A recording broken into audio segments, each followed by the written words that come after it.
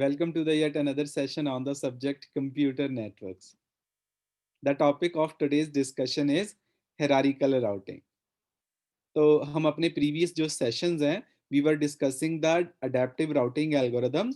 Adaptive routing algorithms में अब तक हमने distance vector routing, link state routing, multicast routing और broadcast routing जो है वो discuss कर लिए हैं. The of the adaptive routing algorithms are called hierarchical routing algorithms.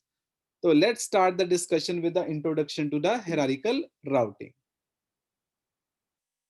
तो इन फर्स्ट ऑफ ऑल अब ये देखते हैं कि दरअसल ये होता क्या है और दूसरा ये देखते हैं कि हमें इसकी जरूरत क्यों पड़ी. As we know, the router maintains the information of all the others router, all other routers in the network in its routing table. हर जो routing table है, let's assume that this is our network. तो we have एक छोटी सी topology create करते हैं. तो let's assume that we have 3 routers in the network. तो अब ये जो तीन के तीन राउटर्स हैं R1 basically stores the information of R2 and R3 in its routing table. और इसी तरह से R2 जो है it also store the information of R1 and R3. तो R3 जो है it stores the information of R2 and R1 in its routing table. तो अब जैसे जैसे नेटवर्क का साइज इंक्रीज होता जाता है, नंबर ऑफ नेटवर्क्स जो हैं, नंबर ऑफ राउटर जो है नेटवर्क में वो इंक्रीज होते जाते हैं, वो वैसे वैसे ही हर राउटर का राउटिंग टेबल का साइज भी इंक्रीज होता जाता है.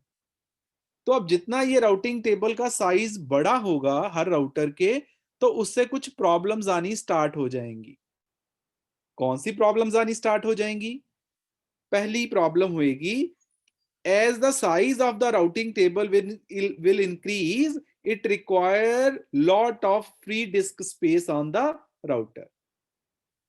तो जितना राउटिंग टेबल का साइज बड़ा होगा, हमें राउटिंग टेबल पे उतना ही डिस्क स्पेस चाहिए होगा to store the routing table.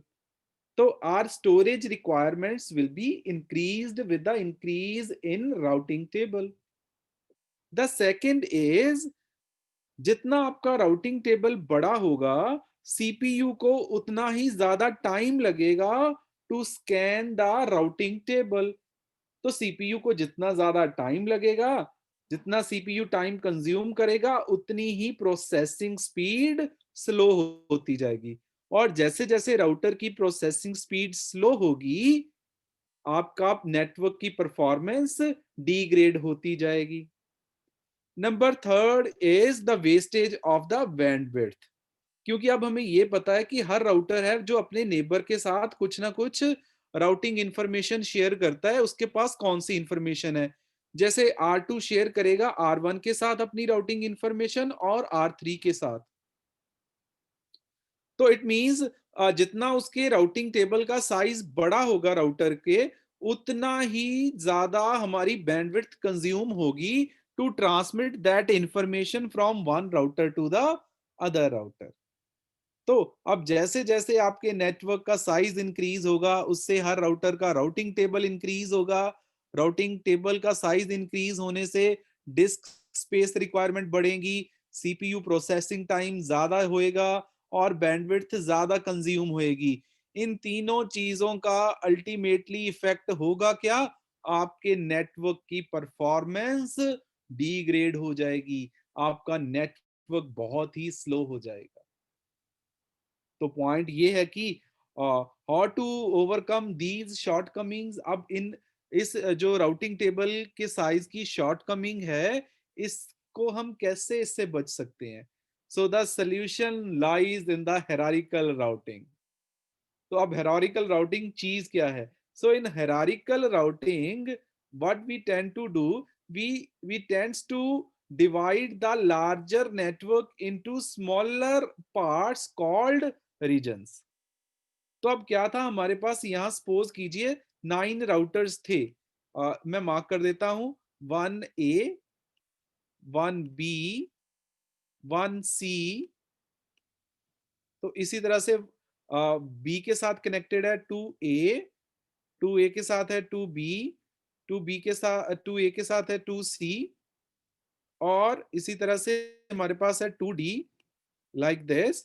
और वन सी के साथ कनेक्टेड है थ्री बी और थ्री ए, और थ्री ए फर्दर कनेक्टेड है टू डी के साथ। तो टोटल नंबर ऑफ राउटर्स कितने थे? 9। 1 2 3 4 5 6 7 8 एंड 9। अब इस 9 नेटवर्क की जो टोपोलॉजी थी, 9 राउटर्स की जो टोपोलॉजी थी, हमने उसको क्या डिवाइड कर दिया? 3 रीजन्स में डिवाइड कर दिया, 1 2 एंड 3। तो अब आप ये बोलोगे कि what is the benefit of dividing the larger network into the smaller parts और स्मॉलर रीजन्स?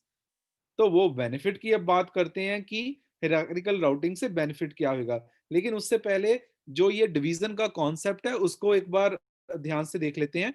जो हम इस रीजन का कॉन्सेप्ट यूज करते हैं हायरार्किकल राउटिंग में, एक बड़े नेटवर्क को सब पार्ट्स में डिवाइड करने के लिए, तो we use the concept of different levels. Level 1 पे होता है रीजन, लेवल 2 पे होता है cluster. The cluster is basically the collection of the region. अब रीजन क्या होता है? Collection of routers.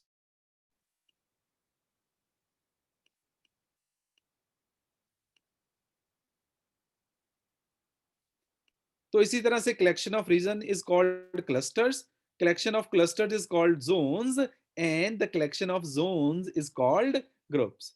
तो अब हम बड़े नेटवर्क को डिवाइड कर देते हैं in the concept of region, cluster, zone and group for the better management of the network. अब आप ये बोलोगे कि भाई ये पूरी मैनेजमेंट का फायदा क्या है? तो अब फायदा देखिए, अगर हम इस पूरे नेटवर्क को रीजन्स में डिवाइड नहीं करते, जैसा हमने अपनी पिछली टोपोलॉजी में कंसिडर किया था, तो हमारे पास थे टोटल 9 राउटर्स, लाइक दिस।